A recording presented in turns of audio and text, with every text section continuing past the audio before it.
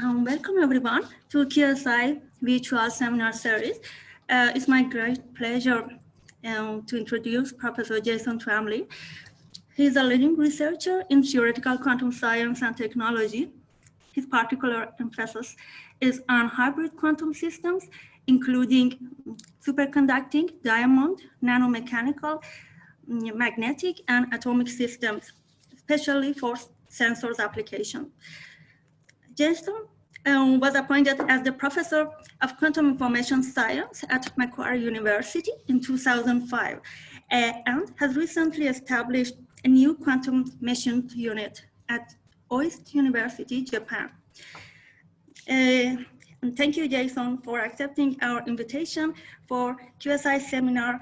And please remember that you can actually unmute yourself when you have any question during the talk and afterward. So please, Jason. Thanks, Clara. Hope everyone can hear me. So yeah, here we go. This is a little talk about some stuff we've done in the past. Quantum machines so I'm sort of in between. I'm in a superposition of a few states. So at the moment I'm here in Sydney, but yeah, I wouldn't mind being at OIST. So yeah, okay, so let's just go ahead. So I don't know if people have heard my talks before, but I usually give a few talks in one. So you have a few for the price of one. So let's see if I can get this to work. So there'll be 3 little talks here in this about quantum machines. So I pretty much say a quantum machine is essentially any device that integrates different types of physical systems to do something overall which each physical system alone couldn't do. So the 3 little stories I'll talk about. The first is cooling mechanical states using a type of iterated, let's say, quantum walk. So these are actual moving systems, and we're going to try and figure out a different way to cool them than the normal sideband cooling way, which has some sort of disadvantages if you're not in particular regimes. Then we're going to switch gears completely, and we're going to look at something called acceleration radiation, which is radiation which is observed by accelerating particles or detectors. We'll see that it's possible to actually see photons from the vacuum just because you're moving or accelerating. And the last is a little experimental thing that we've done recently where we're magnetically trapping particles, actual diamond particles, in high vacuum, so that we're trying to make mechanical systems with mechanical oscillators with high motional Q factors. So that's 3 little stories. So the first one is going to be about cooling mechanical systems to the ground state. So why mechanical systems? Well, they're pretty fun. They have 3 main uses. Well, fundamental science. You can explore all sorts of, whether you can have a macroscopic quantum superposition. Does large systems can interface with gravity? Does quantum mechanics still hold when it interfaces with gravity? Because as you get larger moving quantum systems, they become more and more sensitive, but also essentially a moving system can couple pretty much to every type of force: gravitational force, magnetic force, electrostatic force. So they can be very handy for all sorts of sensors which use the quantum moving parts of the system. And also, just because they can interface with all sorts of forces, you can use them as a sort of toolbox where this mechanical system will interface with different other types of quantum systems to link them together. So for instance, to couple microwave to optical photons like to atoms. And on the right there, you can see a whole variety of mechanical systems which range from the very tiny picogram to the kilogram, which are all trying to get to the quantum regime. Okay, so quickly we move straight ahead to what the quantum mechanical system, the optomechanical system that I'm talking about here in this figure to the right. Essentially, you have some sort of moving membrane with a little mirror on it, which defines an optical cavity whose length can move. So the length of the cavity can change as this membrane moves back and forth. And the position of the membrane is X. So let's say it's moving and its position is the X coordinate. As mechanical mode, and the optical cavity has a mode defined by A, and you drive that through a mirror on the left with a laser. And so you can write this Hamiltonian for all of these parts. The yellow part here, Hamiltonian in the middle, is the optical cavity, and that has a frequency which is changing because the length of the cavity is changing because this membrane is moving. So the actual frequency of the cavity depends on the quantum position of that membrane. So I've got omega cavity as a function of X. Then if the membrane is moving back and forth, it's got some sort of natural frequency. It has omega m for its natural frequency. And let's call B the mode of oscillation of this harmonic oscillator, this moving membrane. And then we're going to drive this cavity optically by some laser field. And this green term here in the middle in the Hamiltonian is the driving from the external laser. Now, the mirror on the end of this membrane here is not going to move very far. Usually it hardly moves at all, but it does move a little bit. And so one can expand out this frequency dependence, the dependence of the frequency of the optical cavity on the length of the cavity in so the first order in this, and you have a term which now depends linearly on the position of the membrane X. And when you expand everything out, you get this Hamiltonian on the bottom, which is the typical one that everyone uses.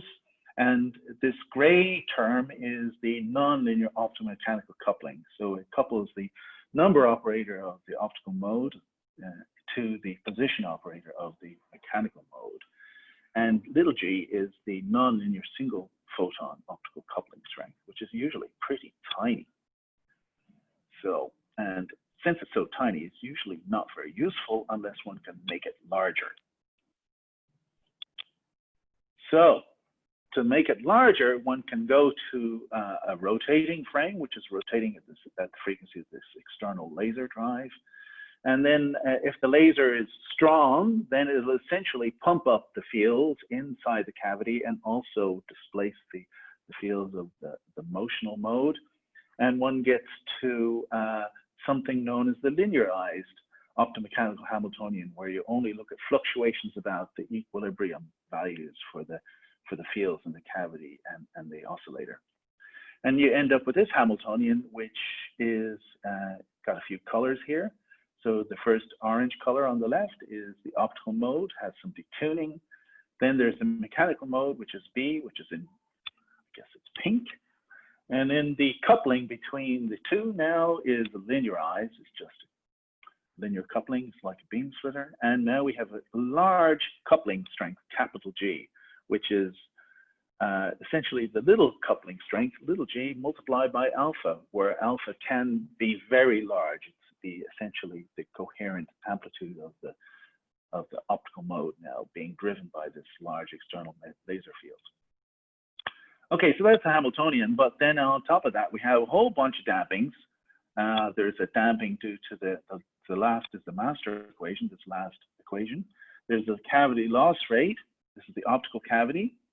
And then there's the mechanical loss rate. So the mechanics is coupled to a thermal bath, which is usually pretty hot because the mechanics usually has a low frequency of oscillation.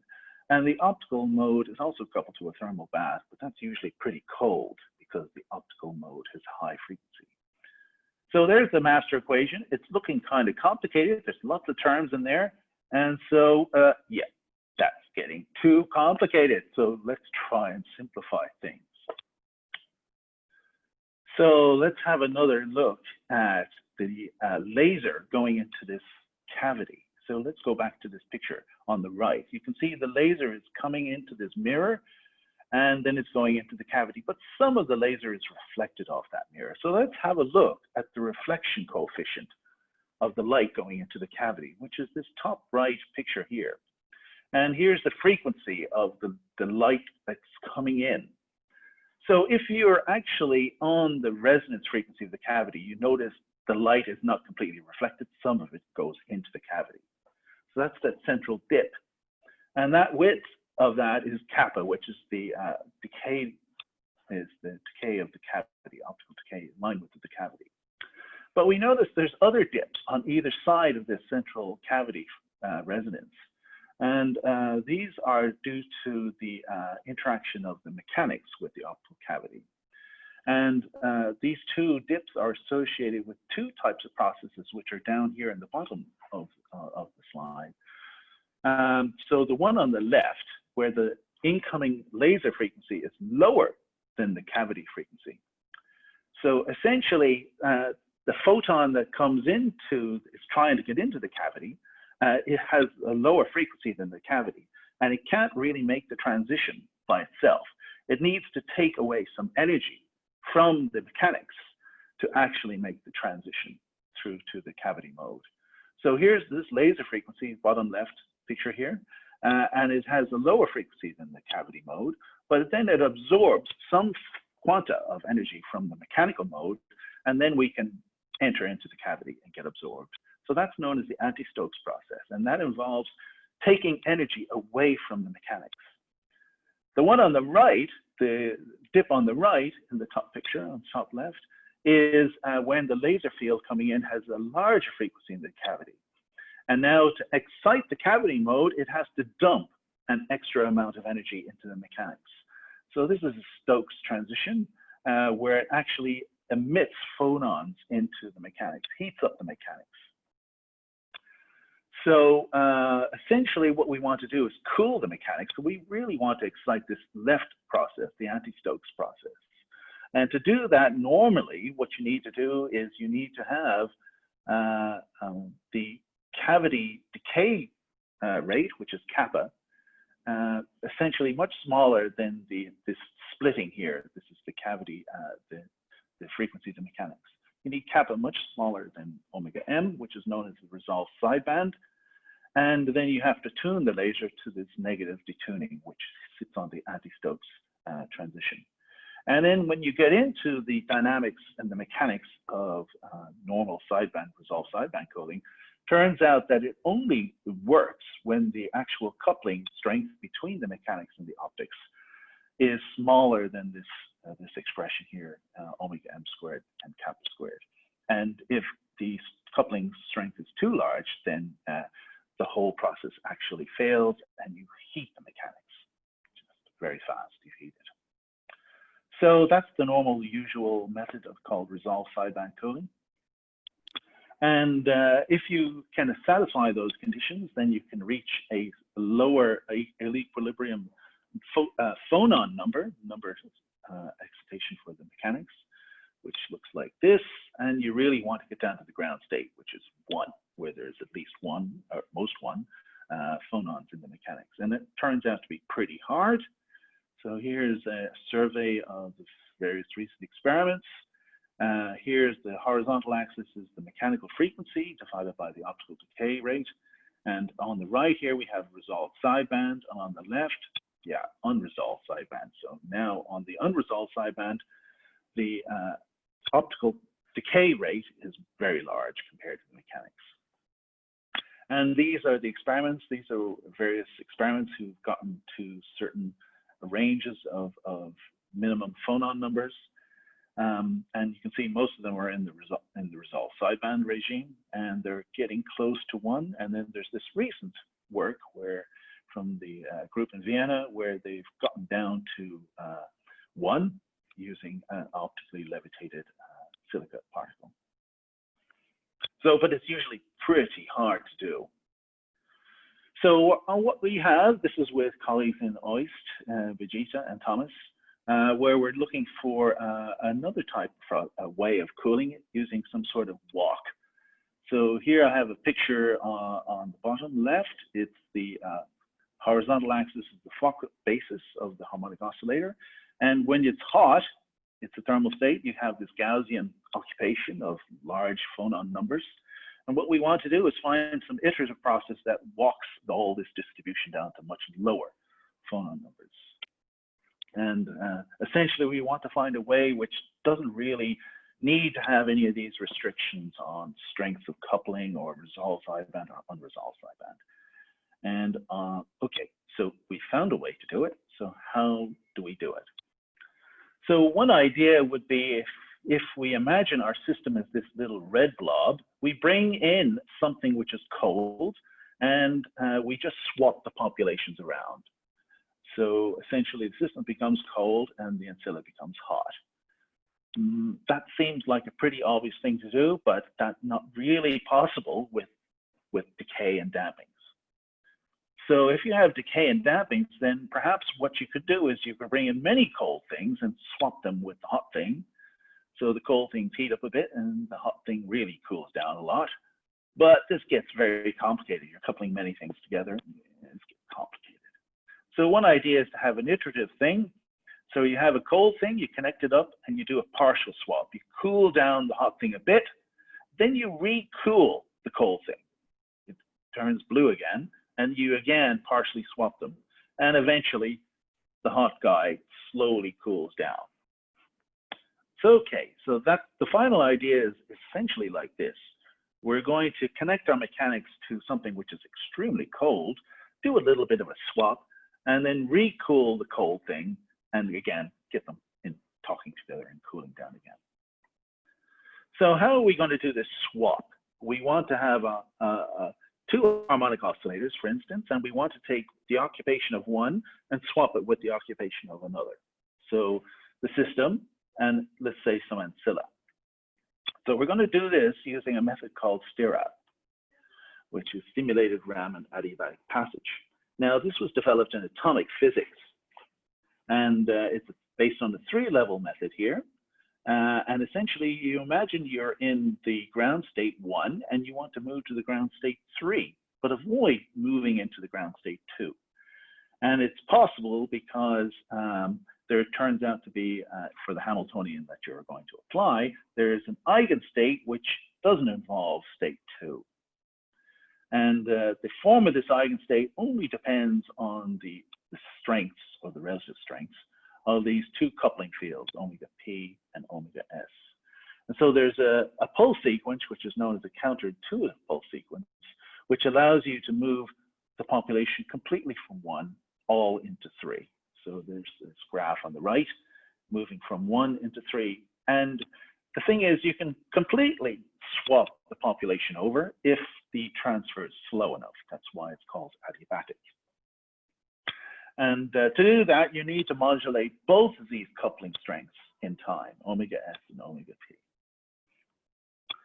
Now, it seems so we really don't have a three-level atomic system. We have, well, harmonic oscillators. But it actually turns out this also is true for harmonic oscillators.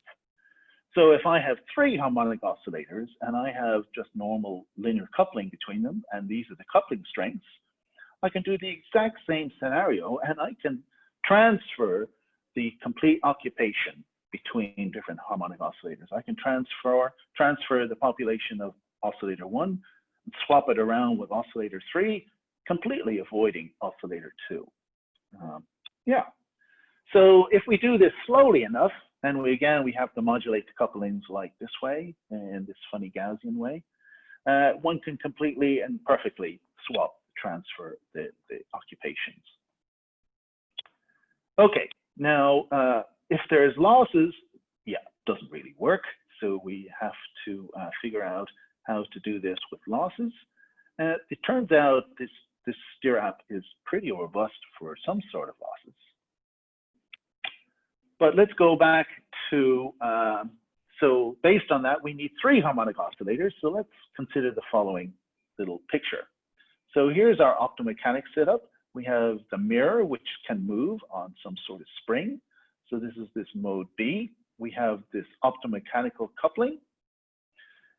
We have 2 other optical modes here. So now we have 3 harmonic oscillators. Now this is coupled via this optomechanical coupling. And that strength, this large enhanced strength, can be modulated by changing the driving on optical cavity C. But this coupling between these 2 optical oscillators is usually fixed. You can't usually modulate a coupling between 2 optical modulators unless you do some really fancy stuff. So we're going to consider this little coupling, GCA, between these 2 optical cavities to be fixed. So here's our 3 harmonic oscillator Hamiltonian. A and C are optical cavities. B is the mechanical oscillator. We have the normal optical coupling with a fixed coupling strength. And then we have an optomechanical coupling, which in the nonlinear case looks like this, but we will eventually move to the linearized version. And then we're going to drive cavity C with a particular laser field. And you see it coming in from the right here. It has an amplitude epsilon and a frequency omega. Now, the whole point is to cool this mechanics on the right. The nice thing is that this optomechanical coupling, the linearized one, the capital G, we can modulate that in time by modulating the strength of the drive epsilon P. So that will help us change this coupling strength, for instance, this omega P here, or omega S, actually. We can change that in time, but the coupling between A and C, we can't change in time, it's fixed. So it doesn't seem as if we can apply this normal STIRAP, and so the normal STIRAP needs 3 harmonic oscillators, and we need to be able to modulate in time the coupling between the 2 pairs of oscillators. And at the moment, we can only modulate one of them. So we're unhappy. So all is not lost because we can actually modulate the frequencies. So we're going to assume now that we can modulate the frequency of cavity A, and we can modulate the frequency of the drive on cavity C. So will that help? Well, if I wasn't here, I would be talking to you. So it does help. And so what we're showing here on the right is a graph where the little blue Gaussian is in fact the right-hand coupling, the optomechanical coupling, which we modulate by changing the drive on the laser. This constant flat orange line is the coupling between the 2 optical cavities, which is fixed. But now we change the detunings on the two detunings that I mentioned on optical cavity A and C. And we do it in a particular strange way like this. And if we choose it to change the detunings like this, we get perfect transfer of the excitation from the mechanics, which is NB. NB is the mechanics. So we put 1 phonon in the mechanics, and we have all the optical modes in the vacuum initially. And after all this, the mechanics is in the vacuum, and all the optical modes, essentially everything goes into cavity A, which is this last cavity, which is then lost because cavity A is not very good. It's lossy. So at least with no loss, everything looks like it transfers pretty nicely. Essentially now, if you include some decays, essentially it still sort of works. We can have initially 10 to the 3 phonons in the mechanical oscillator. And after we do this sort of pulse sequence with the changing detunings, we essentially bring the mechanics down to almost a few phonons, 2 or 3 phonons. Not completely 0, but maybe we can just iterate it to bring it lower. And that's what you do. So we iterate it. This is that first pulse I just showed you. It brings it down to about 2 or 3 phonons, and then we just repeat everything. And if we include losses in the optical cavities, essentially after we wait a little bit, the optical cavities are back down to 0 occupancy again, and we just restart the pulses again. And eventually we end up at a sort of steady state solution. It's almost steady state there, where we have 0.1 of a phonon left in the mechanics. And that limit is limited by the strength of the temperature of the phonon bath. And now we can have a look at different types of parameters that, for instance, here's the different types of ratio of the optical coupling to the mechanical frequency, decay rate to the mechanical frequency. And here, this black line is the limit that you get with normal sideband cooling. And in this case, we beat it by quite a bit. We get to a much lower phonon occupancy. Here, we're getting into, this is the resolved sideband here. Kappa over omega is 0.1. Here, this is quite unresolved. Kappa over omega is 4. And the normal cooling doesn't do so well, but we still beat it. And here in this case, the sideband cooling is unstable, doesn't work, but our system still brings us down to less than 1 phonon. So the method we have essentially is we're just shuttling out the energy out of the mechanics into a lossy optical mode, and it seems to work for pretty much all parameters that you'd like. So here we've made a little table looking at the strength of the coupling, optomechanical coupling, the various loss rates for the different optical cavities. And we compare the normal cooling, the minimum temperature, the phonon number you get down to with the normal cooling with our cooling. And even it's comparable. And even when the normal cooling goes a bit haywire, we're still okay. So if you want to read more, have a look at this archive. And if you're referencing it, please be generous. Thank you. So essentially, that's the end of the first story. We can essentially cool mechanical systems by essentially some sort of an iterated step. It's like the quantum walk, and it's sort of like emptying water from a sinking ship. The thermal bath of the phonons is trying to heat up that mechanics, and we're bailing out faster than the bath gets heated up. Okay, so that's the first story. The second story is about acceleration radiation, how to harvest photons from the vacuum. So this is with colleagues in Ireland, Brian and Angus. And essentially, it's about moving emitters. Can a motion in the vacuum cause emitters to emit photons? And can we see it in the lab? So here's a picture on the right, bottom right. Let's imagine we have a 2-level atom, and it's in its excited state, and it's trapped in this potential, which is a harmonic potential. And it's in the ground state of motion. So it's not moving. It's got some uncertainty, but it's not moving. But it's in its internal excited state. And so it can't stay there. It will spontaneously emit. And when it does, it'll get a recoil. And when it gets the recoil, it'll start to oscillate mechanically in this harmonic trap. So it's oscillating in this trap back and forth. And if that's all that happens now, it'll oscillate forever. And it's in the ground state internally, and it's moving around forever. So after spontaneous decay, it's now in its internal ground state, but because of the recoil, it's moving. So it's not in the ground motional state. And if that's all that happens now, it'll oscillate forever, which seems kind of unreasonable. I just find it a bit unsettling that something in a trap, completely unitary, will just oscillate forever. So the question you ask yourself, with lots of question marks floating around your head here, can moving emitters, initially in their ground internal state, ever lose motional energy by emitting photons just due to their motion?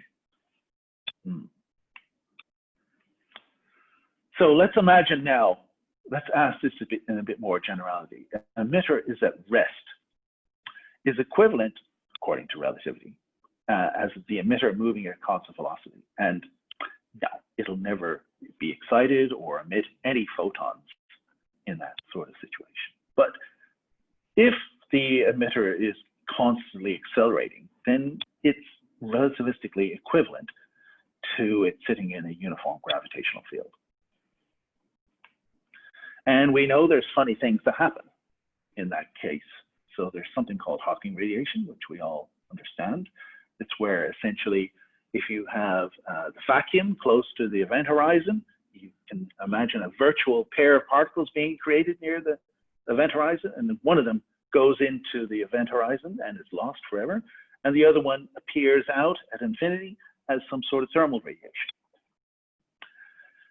And so Bill Unruh in '76 said, well, instead of having a black hole, so the vacuum close to the black hole's horizon is sitting in a very large gravitational field. Let's imagine we have a detector which is essentially constantly accelerating. Wouldn't that also see some sort of thermal radiation from the vacuum? And that's what he predicted in '76. And then in '81, he found an analog of that called the sonic analog of a black hole. And there's been a number of people attempting to observe this experimentally using analogs, where essentially they take a physical system, which is not really an accelerating observer, accelerating extremely fast, but it's a sort of an analogous system. So, so I'll tell you a little bit about these analogs, but really what we want to see is, can we actually observe real Unruh radiation in the lab? So here's some summary of the experiments that people have published looking at sort of analogs. Hawking radiation from an ultra-short laser pulse. This is a nonlinear optical fiber analog of our event horizon. This is water tank simulations, Bose-Einstein simulations. And so essentially all of these are kind of controversial. They're all analogs. They're not exactly direct measurements of Unruh radiation or acceleration radiation. And here's this nice cartoon from Unruh's paper. If you've not heard of it, this is the sonic analog. Essentially, you have a waterfall, and this is water flowing over the edge of the cliff. And as the water flows over the edge of the cliff, the speed of the water increases and increases. And at this red line, the speed of the water, the physical speed of the water, is equal to that of the speed of sound in the water. So if you have fish, this is fish, and somehow in his paper, Bill has fish with ears. So these are little ears on the fish. If you have two fish, one fish in front of the other, and the fish in front starts talking, well, in this part of the flow on top of the waterfall, the fish behind can hear the fish in front talking because the sound waves can propagate backwards through the forward flowing water. But past this red line, the fish in front, when it talks, the sound waves cannot flow back now against the fast moving water. The water is moving faster than the speed of sound. And so the fish in the behind can't hear anymore the fish in front talk. So he calls it a dumb hole. This red, because the fish behind essentially now become dumb, they can't hear it. Essentially this red line is the sonic horizon. So if you want to go through and try and do a simple little calculation for this, here's an example from 2018 from the paper, where you can actually get some analytic results for the Unruh radiation for an accelerating system. And in this case, what they considered is a two-level atom, E and G, with transition frequency omega 0. And they have a mirror here on the left at Z0, and then they cause this emitter to accelerate to the right at a constant acceleration. And they go through it's a very nice calculation. They go through and they work out the proper time and the position as a function of the coordinate time and the position as a function of the proper time tau. Then they have a look at the coupling between the vacuum modes and the actual two-level emitter. And here's the V is the coupling interaction. And then they assume initially that there are no photons anywhere. So we start off with 0 omega over all frequency, and the atom is initially in the ground state. So the question is, what is the probability of after, well, infinite time essentially, what's the probability to find the atom in the excited state with maybe one photon emitted? And so you can write that transition probability in perturbation as this integral here on the right in the box. And you can actually write it out in a bit more detail here in the bottom. And yeah, you can go through the maths and work it all out. And we'll just kind of skip this. But eventually you get a very nice answer. So the probability to become excited depends on, well, there's C in the numerator, G squared is the coupling strength, omega 0 is the transition, A is the acceleration, and this sign squared is due to the fact that there's a mirror there, there's a boundary for the vacuum modes. But then there's a funny Boltzmann term that appears in the bottom, which you can rewrite like this, and there is a temperature, effective temperature here. And this is known as the Unruh temperature. And this is a temperature that the effective temperature that this two-level atom sees. It doesn't see the vacuum, it sees some thermal bath with this effective temperature. But for this temperature to be even 1 Kelvin, this acceleration has to be phenomenal, like 10 to the 22 meters per second squared, which physically is pretty hard to do, almost impossible.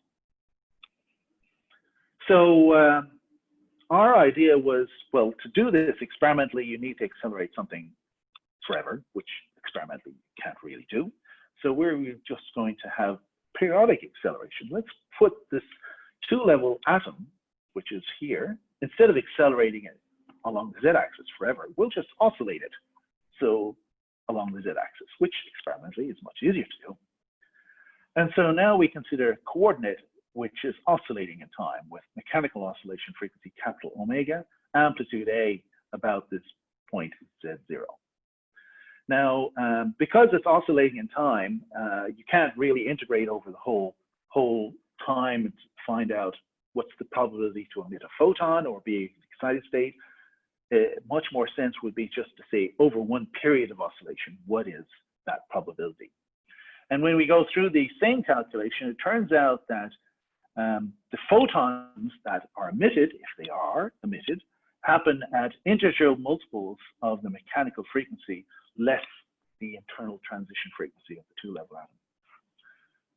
So it turns out there's a whole range of different probabilities to emit a photon over one period of oscillation. And there's an index n here, and n just labels the mechanical sidebands. So once this is larger than 0, you get emission, and it's proportional to its Bessel function squared. And the amplitude and the speed of light, unfortunately, is in the denominator, so that makes things pretty small. But let's imagine, how could we see this in the lab? So here you just have a little sketch of something called a superconducting quantum coplanar waveguide. So this is just a coplanar cavity, or one can now make essentially a continuum. Instead of having a cavity, one can make a continuum, a superconducting one-dimensional continuum, and have that in the vacuum. Then in between, somewhere in the middle here, we have a mechanical oscillator, and on it a flux qubit, which can be inductively coupled to this coplanar continuum. And that inductive coupling can be very large. So this coupling could be a fraction of the frequency of the flux qubit. And one can now try and figure out, just putting in some numbers, this is the mechanical frequency, this is a gigahertz, this is 10 gigahertz, and this is the probability of emitting 1 microwave photon per oscillation if the mechanic oscillates at amplitude A. And you can see it is not infinitesimally small. It's actually, 0.1 or 0.2. So yeah, so possibly you could detect this. So if you don't do the numbers right, these probabilities are 10 to the minus 20, 10 to the minus 30. But if you go to particular regimes like I've got here in the slide, yeah, you can actually get probabilities which are not infinitesimally small. And this is a way of possibly looking at the real Unruh or real acceleration radiation from a physical system. It's not an analog. Okay, so that was the end of that story, and we're almost finished now. That was the demonstration of acceleration radiation using superconducting electromechanics. So, final story is magneto-mechanical trapping in high vacuum. So this is a fun experiment which we tried, and we wanted to make a mechanical oscillator which has very high mechanical Q. So we wanted to have it very high. Typically, if you have a cantilever, it oscillates. It has a point of attachment, which this point of attachment will cause some sort of friction, which will degrade the mechanical Q. So to get away from that, we're just going to levitate the mechanical oscillator in ultra-high vacuum. So to get rid of all gas particles, all damping. Eventually, we would like to cool the motion to the ground state, eventually make non-classical macroscopic motional states, use them as sensors, etc. So what I'll do, essentially you want to make a Schrodinger cat, ideally. Particle in two places at once. And the particle we're going to consider is one of these little diamond nanocrystals, and here's a little electron micrograph, which we did not take, sorry. But yeah, it looks fairly pretty. So we're going to trap these little diamonds in vacuum, and we're going to see what happens to them. So quickly, I'll tell you what everyone else does in terms of levitating particles, optically trapping particles, and what we do, which is magnetic trapping. And we saw the experiment we did, the results, and what we're hoping to do next. So what most people do is something called optical trapping, sometimes known as optical tweezers. And if you focus a laser beam with a Gaussian profile down to a small waist, here's the waist here, turns out that a dielectric particle is attracted to the most intense part of the laser field, mechanically attracted. Now, if it's a Gaussian cross-section, then the most intense profile is in the center, and it turns out the forces experienced by this dielectric particle is roughly harmonic. And so you get harmonic trapping at the focus of this focused laser beam. And you can trap silica and all sorts of particles, diamond particles, etc. You can do all sorts of interesting things. For instance, make a funny little dumbbell connecting two of these particles together, and they can make them rotate really fast. And in a few interesting experiments a few years ago, they've got gigahertz rotation speeds, which I think are the fastest ever made by man, fastest rotation objects. And one can trap diamonds, little diamonds, and in the diamonds there could be NV centers, and you can see the fluorescence from the NV centers in the trapped microdiamonds. Now, what's so great about optical trapping of dielectrics is that, first of all, the center of mass oscillation frequencies are very high. These optical traps, they're very powerful laser fields. They're focused down to very tiny wastes of a few microns across. And so you get very high restoring forces and you get very high frequencies. However, that comes at a cost because you're dealing with very large laser powers, all focused down to a tiny point.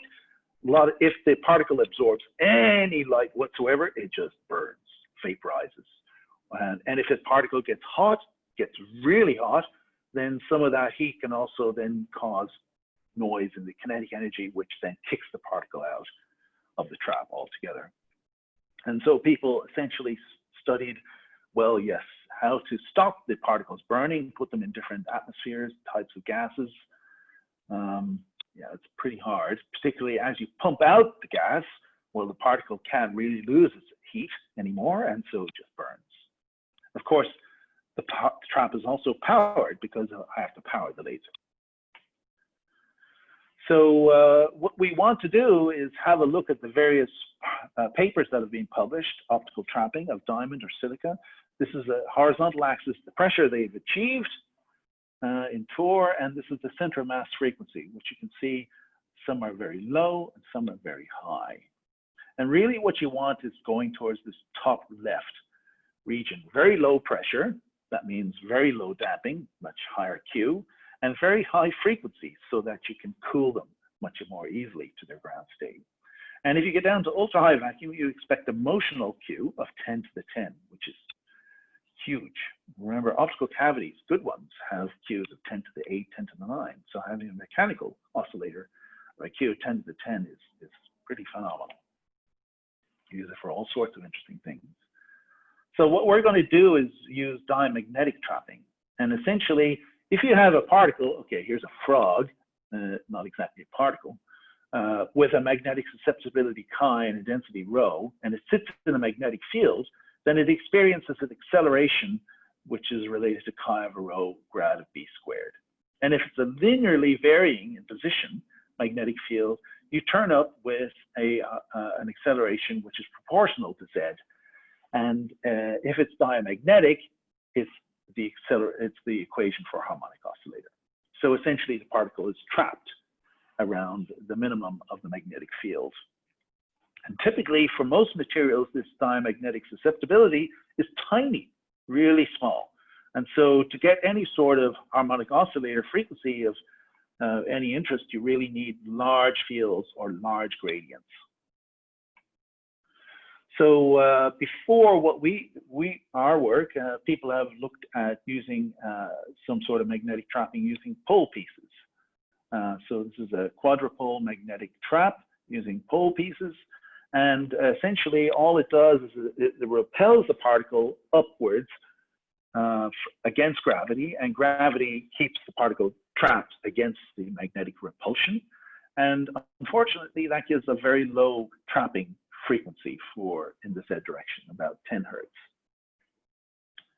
So our idea was to take two tiny little cylindrical permanent magnets, get our penknife out and sharpen them up to tiny little tips, put them north to north, and you get a magnetic field gradient, which is very strong in the middle, in about 10 to the 5 Tesla per meter. And that will trap diamond and graphite right at the middle. And this was with colleagues at Macquarie University, James and Stephen and Matthew. So here's a picture of the setup. We essentially had a light source going into a vacuum chamber. Our magnets are in the vacuum chamber, little graphite or diamond particles. Then there's an objective lens. And then we split the light into to essentially a top and bottom image. And we take the signals off photodiodes and subtract them to measure it at high frequency, the position of the particle as it moves around. Now, what we're going to be essentially looking at is Brownian motion, because the particle is even if there's atmosphere there, it's moving because of all the impacts of the gas particles. And as we pump out the gas, the noise is going down, but again, it's a form of Brownian motion. So essentially you end up with a stochastic differential equation. Here's the damped harmonic oscillator, but we have Brownian force, stochastic force on the right, which depends on the temperature of the gas. And then you can also work out, if you have a look at the position measurement in time of the particle and Fourier transform it, you can work out the power spectral density of the position of the particle and the mean squared displacement, and compare that with theory. And here are the theory predictions for a particle experiencing Brownian motion in a trap. And so we can now just find our experimental results and look at their power spectral densities and their MSDs and see how they compare with these formula. And this is what we found, and they compare extremely well. Here, the left graph is at atmospheric pressure. So essentially you get an overdamped harmonic oscillator. You can't see any resonance behavior whatsoever. And the temperature we can find it, it's about room temperature. But as we pump the gas out, we start to see a peak appearing, which is the resonance frequency. It's about 400 Hertz, the trap frequency. And we can back out the temperature of the particle now. It's this diamond particle, and it's got to 700 Kelvin because we have a little bit of light there illuminating the particle to measure it. And we don't have much gas to dump the heat away. So it heats up. And as we pump out the gas even further, we get down to this right-hand picture, and we see now a very narrow resonance frequency. The three on the left there, we think are the horizontal trap frequencies. And now we can look at the Q function, the Q factor for the mechanics here, it's about 90. So yeah, not too bad.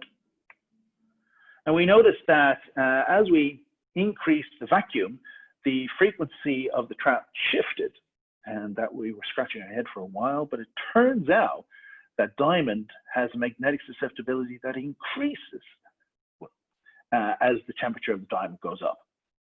So as the temperature goes up, that little diamond heats up, it becomes more diamagnetic and the trap becomes stronger, which was, yeah, interesting. And then when we pump out things to quite a lot, 10 to the minus 6 torr, we got much higher Q, maybe about 1 million. So our result is putting a data point now down here, very low pressure, but again, unfortunately, a very low center of mass frequency. Yeah, so the next thing would be to try and cool this or try and get to lower pressures. To get to lower pressures, however, we probably would have to have some active feedback cooling on it to cool it, or else we'd lose it. So yeah, so this is the lowest pressure that people have attained without using any sort of feedback cooling. That was published last year. Yeah, so we can trap things using magnetic particles, and the nice thing of magnetic traps, and the nice thing is that these traps need no power. You can have that diamond or graphite in that trap for months. Nothing is plugged in. You come back, you look at it, and it's still there. Can't really do a puppy yet, but yeah, why not? Okay, so I think that's the end of the stories. So that's about it. Thanks very much. Thank you, Jason, for the great talk. And I can clap on behalf of everyone. So please, if anyone have questions, unmute themselves.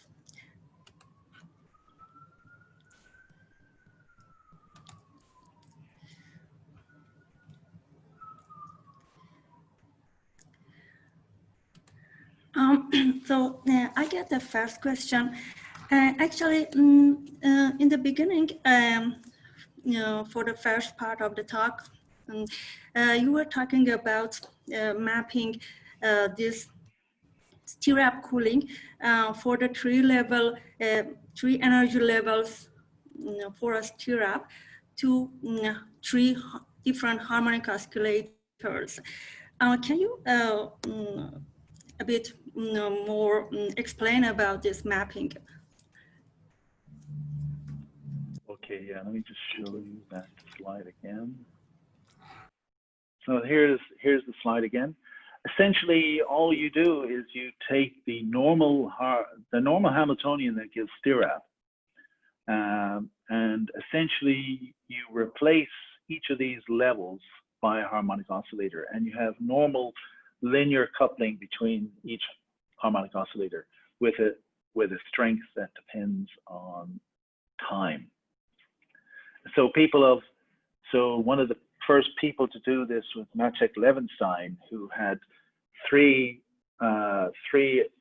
optical traps for a single atom in essentially it's an atomic lattice, and he was able to vary the coupling between the traps by bringing the traps closer together. So if you bring 2 traps close together, it increases the tunnel rate between the traps. So by having the traps close together, you can increase the tunnel rate, or if the traps apart, you decrease the tunnel rate. So by moving the traps dynamically, he showed that you could take an atom from one trap, move it to the far trap without ever being in the middle trap. So these are harmonic oscillator traps. So essentially, whatever state the atom, motional state the atom was in trap 1, it was completely shifted to trap 3 without ever being in trap 2. So it's the exact same analog. So that paper, I think, came out in the early 2000s. So yeah, it's kind of cute. Most people don't quite realize that the STIRAP exactly copies over to harmonic oscillators.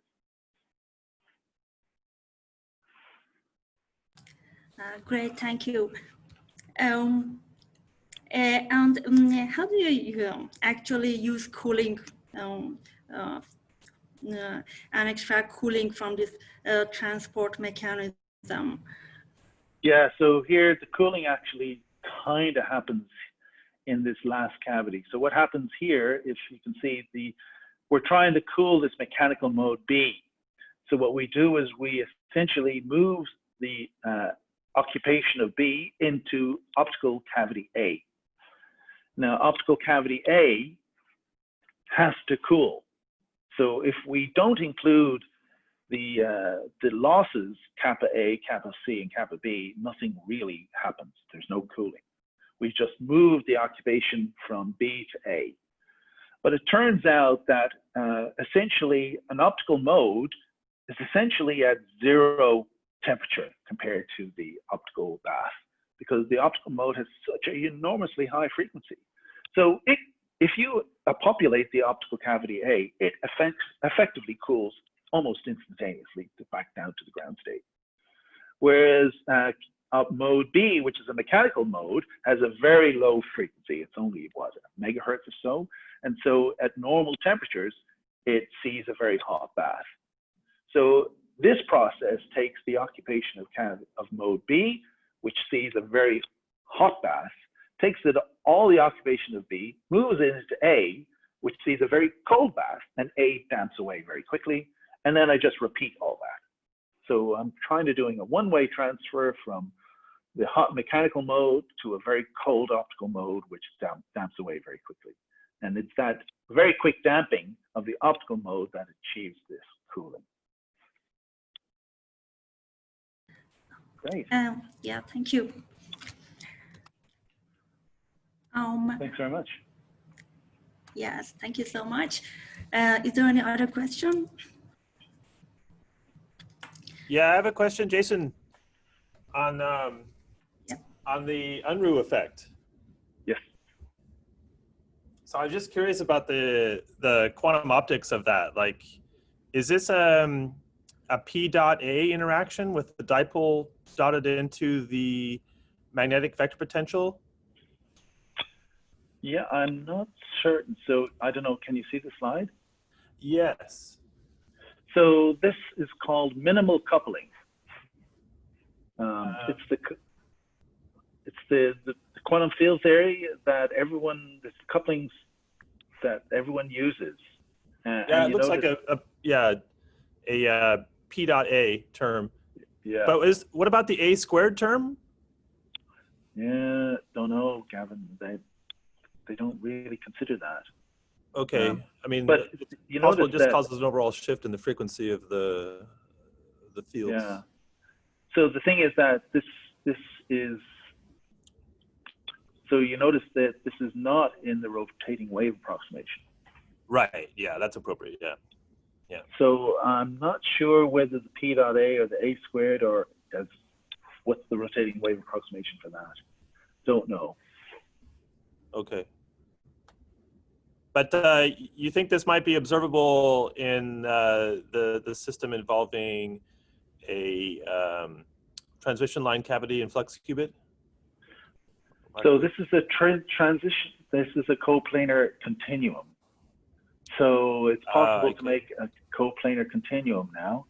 And this is a flux qubit, which is oscillating pretty fast, actually. Right. And it's inductively coupled. So it can't be physically coupled and still move. And then you would need to detect essentially like the presence of a single microwave. Photon. Yeah, that's right. Which I think people can kind of do.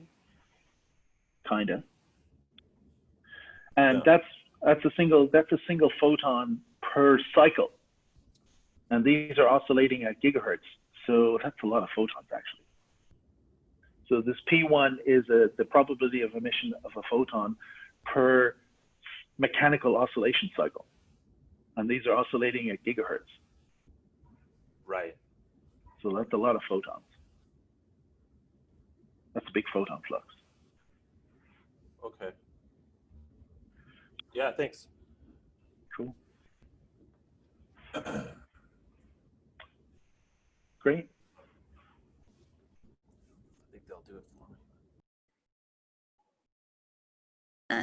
Anyone else have questions?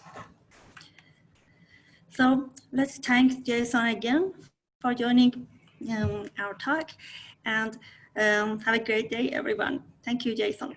Have a great day. Bye for now. Thank you. Bye.